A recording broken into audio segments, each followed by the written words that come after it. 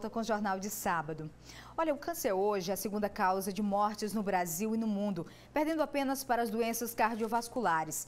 E de acordo com a Organização Mundial de Saúde, em 2030 pode-se esperar cerca de 27 milhões de novos casos da doença, 17 milhões de mortes por câncer e 75 milhões de pessoas vivas com a enfermidade.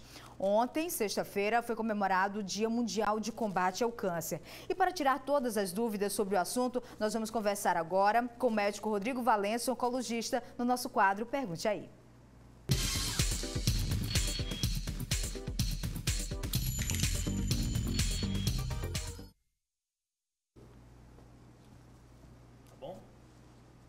Boa noite, doutor Rodrigo. Seja bem-vindo ao Jornal de Sábado. Como eu falei, são muitos casos, chegam a ser assustadores o número de casos, de novos casos, na verdade, de câncer no Brasil. É isso mesmo? É uma estimativa assustadora assim?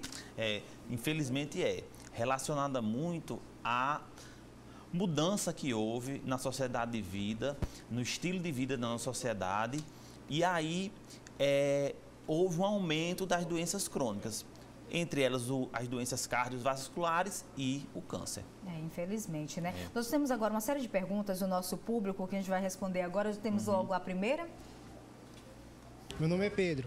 Quais são os sinais clínicos de alerta que a pessoa deve procurar um especialista?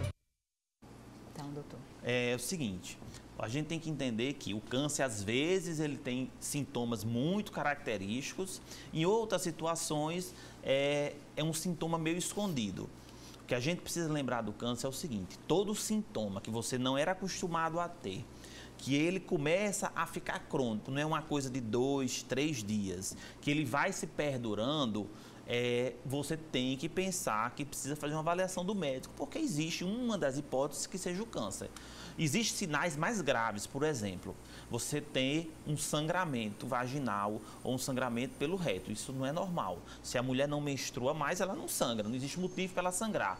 Se ela menstrua, o sangramento é durante a menstruação. Fora disso, é estranho. Então, são sinais mais de alerta. O aparecimento de tumores, que chama linfonodos, gânglios, que podem aparecer no pescoço, na virilha, nas axilas. O aparecimento de qualquer tumor que você sente na sua pele, um sinal que está aumentando, que sangrou. Então, qualquer sintoma que você sinta estranho, que você não é acostumado a ter, uma dor de cabeça que você nunca tinha, é bom procurar o médico, é bom fazer uma investigação para saber se isso não é um câncer.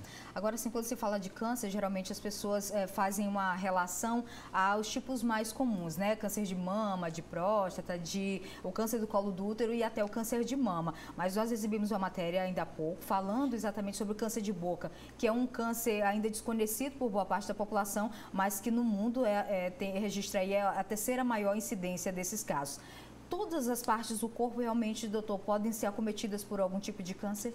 Pode. Qualquer parte do corpo pode ser acometida por câncer. Existem algumas partes que o câncer é mais raro. Existem algumas partes que o câncer é mais comum. Mas qualquer parte do corpo, porque o câncer é uma doença do DNA da célula, da genética da célula. Então, qualquer célula do nosso organismo pode ter essa alteração genética e pode vir a desenvolver essa doença. Infelizmente, né? Vamos à outra pergunta. Meu nome é Roger e eu gostaria de saber quais são os hábitos que aumentam a chance de uma pessoa ter câncer. São muitos, né? São. Muito interessante a pergunta do Roger. Gente, a gente tem que ter uma vida saudável. Não dá pra gente, na realidade que a gente tem, o conhecimento que a gente tem hoje de saúde e de doença, você ter uma vida que não é saudável, ter uma vida sem praticar atividade física. A nossa sociedade, ela está se tornando a cada tempo mais sedentária. As pessoas não andam mais de bicicleta para ir para o trabalho, as pessoas não caminham muito tempo mais, as pessoas não fazem atividade do dia a dia dentro de casa. Então, precisa ter atividade física, a gente tem que botar o nosso corpo em movimento. Além da atividade física, a alimentação. Hoje a gente já sabe qual é a alimentação que é saudável, tem que evitar coisa industrializada, tem que evitar muita fritura, tem que evitar muita gordura, tem que evitar de todo jeito a obesidade. A obesidade não faz bem para a saúde, nem para o coração, nem para o câncer. A obesidade aumenta a chance da pessoa ter câncer. Fumar e beber, a gente já sabe que dá câncer. Se você associa os dois, esse risco é muito maior. Beber todo dia, fumar todo dia, isso não é ruim. E às vezes a pessoa fala, mas eu fumo só quando eu estou bebendo, então eu não vou ter câncer. Tem risco sim. Se você bebe todo final de semana e você fuma quando você está bebendo, você tem risco aumentado de ter câncer sim. E o cigarro é o fator mais relacionado ao câncer de todos os fatores. Agora não é só uma questão estética, né? Porque o público agora de casa que está nos acompanhando pode achar que muito se fala realmente em qualidade de vida, em mudar os hábitos, não é só uma questão de estética. É essencial realmente para manter a saúde, né, doutor? Muitos que estamos assistindo também, alguns casos chegam a dizer, olha, eu bebo, eu fumo, eu não faço atividade física, nunca tive nenhum tipo de doença nem anormalidade. Pode acontecer em algumas pessoas, mas outras são muito mais vulneráveis, não é? Além da atividade, dos hábitos de vida, tem a predisposição genética, certo? Existem pessoas que não têm predisposição para esse tipo de doença. Mas a obesidade, o sedentarismo vão dar outras doenças, como as doenças do coração, do fígado, dos rins, mas não tem a predisposição para o câncer. Porém, existe aquelas pessoas que têm a predisposição. E às vezes quando a gente fala de predisposição genética, a gente acha que é coisa tipo mais assim hereditário, porque se a minha mãe teve, eu vou ter. Às vezes não. Às vezes, a sua família não teve ninguém e você tem predisposição genética para ter câncer. E aí você se expõe a esses fatores externos e a doença se desenvolve. Tá certo. Vamos à próxima pergunta. Queria saber se eu posso fazer exercício físico ou se eu devo ficar em repouso. Não disse que situação. Será que dependendo do tratamento ou se a pessoa já está com câncer instalado? Geralmente, o que fazer? Bem, atividade física sempre é bom. Se você é saudável, se você não tem nenhuma doença, se você fizer atividade física, você vai ter os benefícios da atividade física.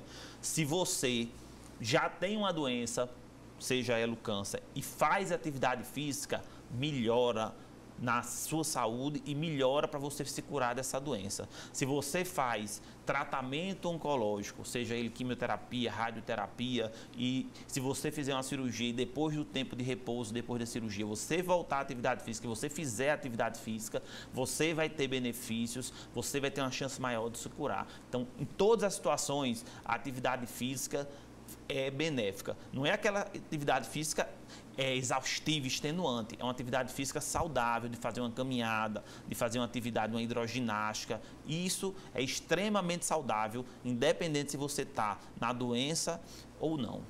Doutor, eu sei que alguns tipos de câncer têm alguns sintomas que já são específicos da doença, mas existem alguns que são característicos de qualquer tipo de tumor ou de câncer? Existe. Não existe um sintoma que se relacione totalmente à doença, mas existem sintomas de alerta, né? Você tossir e vir sangue, você, que chama hemoptise, você aparecer uma lesão, uma ferida na boca que não cicatriza, que você falou do câncer de boca. Então essas são lesões que são muito sugestivas, entendeu? O aparecimento de um nódulo na mama, o aparecimento de um nódulo na axila, isso é muito sugestivo, você tem que investigar rapidamente. Quem tem câncer de intestino, digamos, pode associar, digamos, um sangramento a quem tem hemorroidas, tipos de sintomas comuns de outras doenças, né? Podem estar relacionados ao câncer. Pode. Você tem que saber de onde é que veio aquele sangramento. A hemorroida é uma coisa que pode sangrar no intestino, certo? Alteração do hábito intestinal, você faz, todo dia você vai regularmente para o banheiro, faz sua eliminação e aí isso muda, ou para mais ou para menos. E não é uma coisa só de poucos dias, perdura uma semana, 15 dias, um mês, isso aí você tem que prestar atenção. Doutor, as crianças também, elas podem ser acometidas por todos os tipos de câncer? Não todos, certo? A criança, ela tem tipos mais específicos, porque a criança tem um perfil diferente do tipo de câncer. A gente tem que prestar atenção na criança, quando a criança começa a ficar apática, como a criança não tem mais disposição para brincar, para fazer atividades, se aparece qualquer tipo de gânglio, de tumores na criança, você tem uma febre que não passa, uma febre que perdura. Febre é coisa comum em criança, mas não uma febre que dura 15 dias, 10, 20 dias, isso aí é preocupante, você tem que investigar. Tá certo. Vamos à próxima pergunta. Meu nome é Karina, eu quero saber se um paciente com câncer pode viver bem dentro de casa ou se tem alguma restrição. Olha, o paciente com câncer, ele não tem nenhuma restrição dentro de casa. O câncer, ele não é uma doença infecciosa, ele não passa para outra pessoa, tá certo? Não precisa ter medo de a pessoa com câncer ter que ter uma colher diferente, um prato diferente, um copo diferente, isso não existe. a pessoa que tem câncer, que está fazendo tratamento com quimioterapia e radioterapia, ela tem que se proteger do outro. É o estranho que vai na casa, que pode estar gripado, que pode estar com uma dor de garganta, certo? Que pode passar essa doença para ela. Então, é até mais fácil, se uma pessoa tiver câncer, ela está fazendo tratamento, é mais fácil um estranho vir e fazer mal a ela do que ela fazer mal a ninguém. Isso aí é impossível, o câncer não passa, você pode pegar na pessoa, você pode dar carinho, você pode estar junto, isso aí não tem o menor risco nenhum. A pessoa com câncer tem que ter uma vida mais normal possível, tem que fazer atividade. Eu tenho pacientes minhas que elas faziam quimioterapia e no mesmo dia elas iam para o shopping, fazia quimioterapia para o cinema, cada um tem uma mania, né? Tem uma paciente minha que ela fazia quimioterapia, ela saía para comer um peixe, porque ela só comia aquele peixe. Eu já ligava da clínica dizendo assim, olha, faz meu peixe. Então, isso é saudável, isso é muito bacana. Você tem a doença, você está se tratando e você tem uma vida normal. Agora, para que tudo isso ocorra da forma melhor, que tenha aí cerca de 80% a 90% de chance, é preciso diagnóstico precoce. O diagnóstico precoce é importantíssimo. É a palavra-chave da cura do câncer. Quanto antes você conseguir descobrir a doença, quanto antes, eu já falei isso uma vez, vou falar de novo, quanto antes você mexer, melhor. Esse preconceito que a pessoa diz assim, se mexer é pior, isso é preconceito, isso é o contrário. Quanto antes você mexer, maior a chance de você vai ficar curada. É muito bom a gente chegar e vir no meio de comunicação e falar a palavra câncer e falar a palavra cura ao mesmo tempo. Isso é muito bom, isso é o desenvolvimento da ciência. E dar essa informação às pessoas, saber que as pessoas têm condição de se curar, isso é importante demais. O paciente que tem câncer geralmente fica bem mais sensível, né? Se agarra a todo tipo de esperança para ficar curado. Surgiu nos meios de comunicação, isso foi uma discussão grande e até hoje ainda se fala nisso, que é sobre a pílula do câncer. O que se falar, doutor? Realmente ela cura? É possível? Como é que surgiu tudo isso? A pílula do câncer é o seguinte, é o assunto da moda, né? Exatamente. A droga, né, a substância química chama fosfetanolamina, foi uma substância que foi descoberta por o efeito dela sobre o câncer por um cientista brasileiro, só que essa pesquisa não continuou, mesmo de forma... Desculpe, mesmo tendo continuado a pesquisa de forma desinformada, não foi uma coisa formal, não foi uma coisa científica. E aí, o que acontece? Hoje a gente não tem a resposta para essa pergunta. Eu não tenho como chegar a dizer que a fosfetanolamina faz bem, que a pílula do câncer faz bem, mas também não tenho como comprovar que faz mal, porque não foi pesquisada corretamente. O que é que tem que ser feito? É uma substância que é promissora, pode ter chance de funcionar, mas eu preciso saber qual é a dosagem certa, eu preciso saber quais os tipos de doenças, porque a gente sabe que câncer não é uma doença só, cada doença é diferente, então eu preciso ter informações sobre a pílula do câncer. E hoje a gente tem pouca informação. Então o que é que precisa acontecer? Realizar pesquisas, tem que ter um pouquinho de calma, a gente tem que saber como é que ela funciona, saber para quem a gente usa, para a gente poder indicar essa droga. Tá certo, doutor. Acho que a maioria das dúvidas realmente foram esclarecidas. Você que está em casa, quer saber mais sobre o câncer, algum tipo de câncer específico, manda sua pergunta na nossa fanpage do Jornal de Sábado, que com certeza o doutor Rodrigo Valença vai explicar, vai detalhar e vai responder para você. Está aí no vídeo, já o endereço da nossa fanpage, você manda a pergunta, a gente caminha para o doutor e ele responde com certeza. Doutor, muito obrigada pela sua participação aqui no nosso quadro. Obrigado a vocês. É muito importante a gente falar sobre essa doença. Vocês estão contribuindo demais, colocando em pauta esse assunto, porque a gente precisa informar as pessoas. Na hora que a gente informa, a gente ajuda a curar. Tá certo. Muito obrigada mais uma vez. Um excelente final de semana. Vocês também. E só lembrando que esse quadro completo vai estar também presente na nossa fanpage, a dica do Pergunte Aí, e também no nosso blog. E esse foi o nosso quadro Pergunte Aí.